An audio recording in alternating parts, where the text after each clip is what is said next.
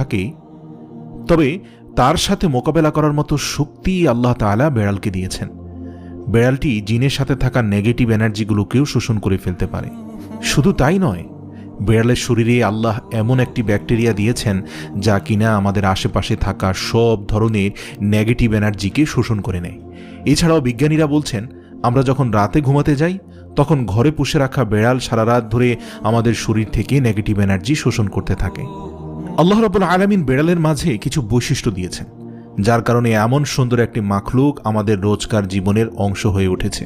রাসূল সাল্লাল্লাহু আলাইহি সাল্লাম বেড়াল পছন্দ করতেন এবং বেড়াল পালন করার কারণে তিনি তার এক প্রিয় সাহাবীর ছদ্মনাম দিয়েছেন আবু হুরায়রা, যার শাব্দিক অর্থ দাঁড়ায় বেড়ালের পিতা। কেন একজন মুসলিমের বেড়াল পালন করা উচিত?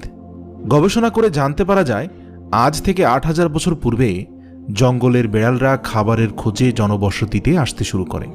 সে